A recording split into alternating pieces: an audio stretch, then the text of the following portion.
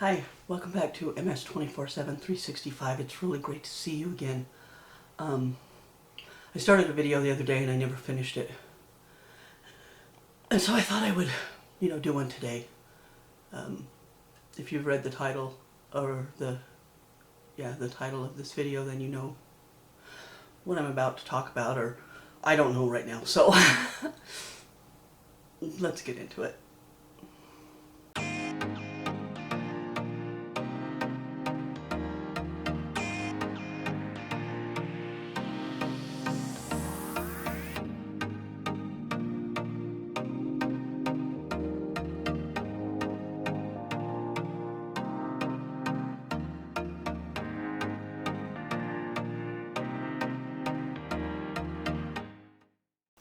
Hi, like I said, I really don't have any idea how this is going to go. But there's just some things. When I started this YouTube channel, I thought if I could, help one person, that it was worth it. And what I have found out is that the one person it has helped is me. Because I'm able to express what I go through. I don't hold anything back from what I say on here, because I'm not speaking to anybody in particular.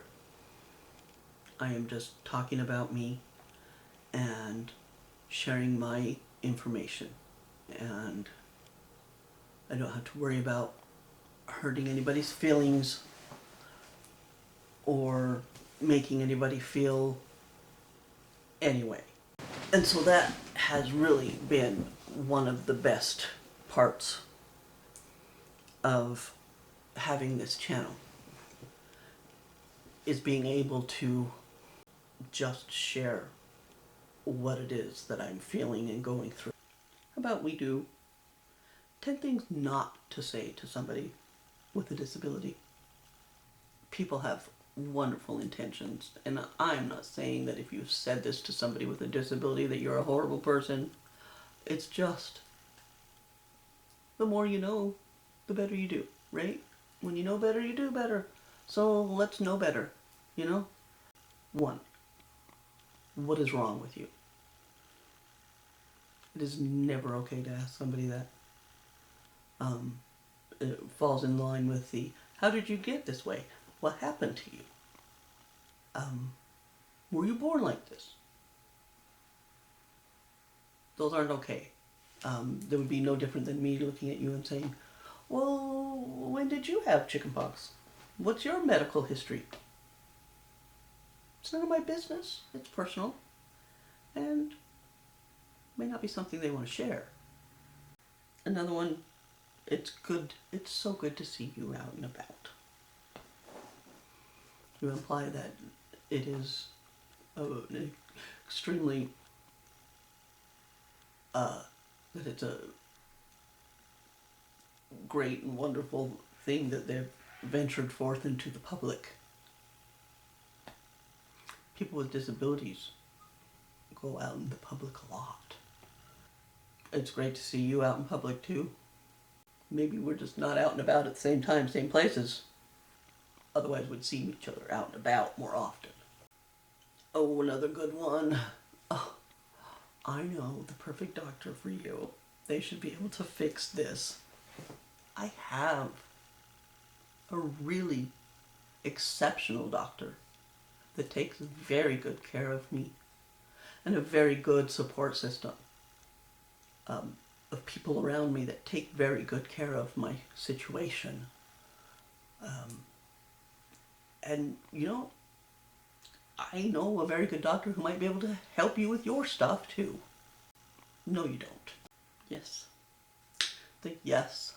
But you're so pretty, or you're so young, and you...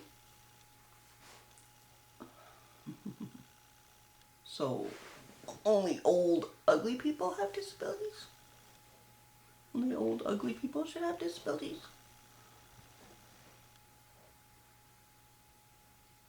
But you look so good.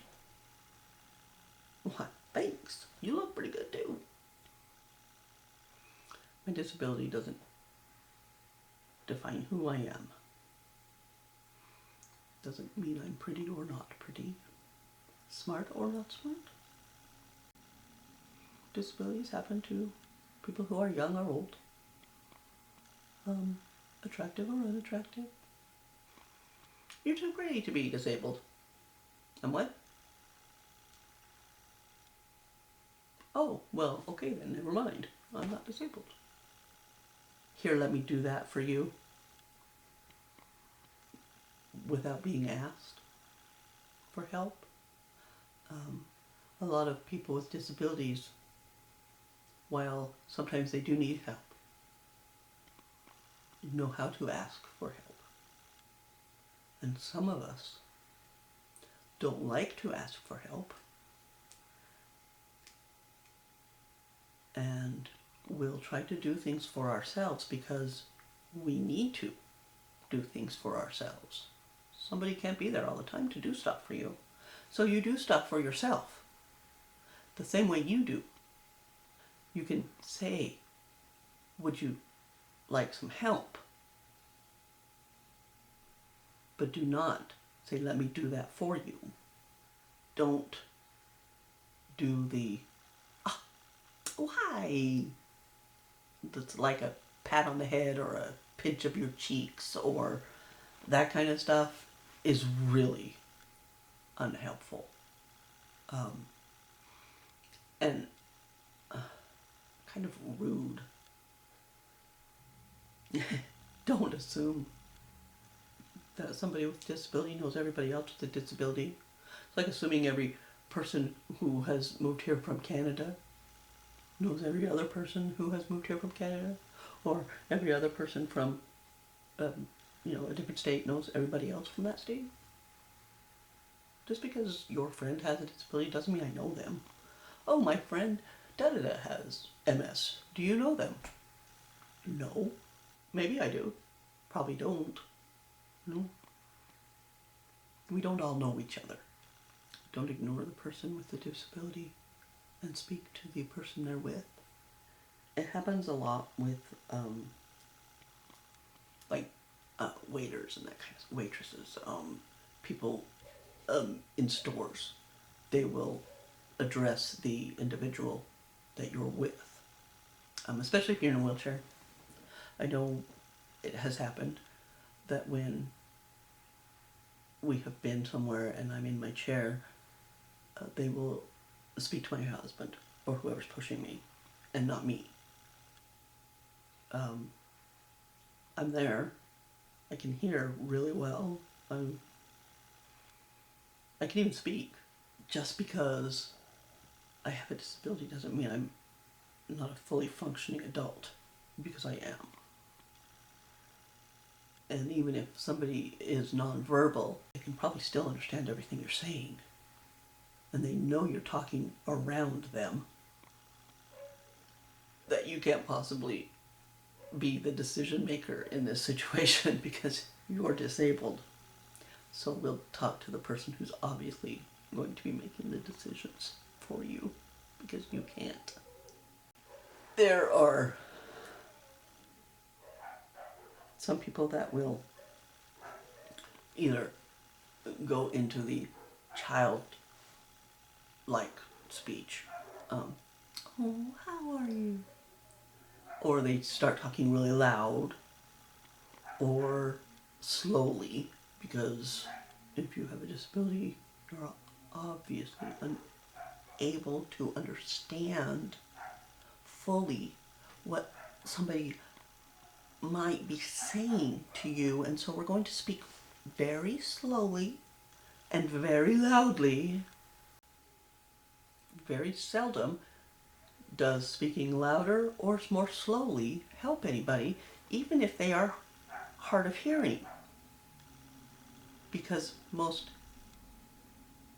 people with hearing problems or are deaf read lips. And if you speak very slowly and enunciate more dramatically, it changes the way your mouth moves and does not form the word you are making. So don't do that. Oh, you're just so inspiring. I am? Thanks. What did I inspire you to do? How have I inspired you?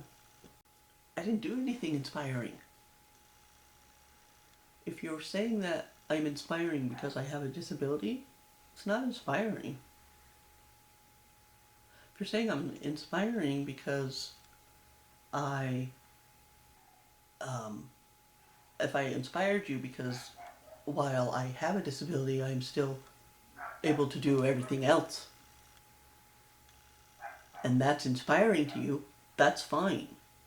But if the fact that I have a disability is inspiring to you, why? You know, while there are incredibly inspiring people with disabilities, my disability is not inspiring. Doesn't inspire me. So I certainly hope it doesn't inspire you. Don't just say that I'm an inspiration because I have a disability, or anybody. Very little that I do is inspirational.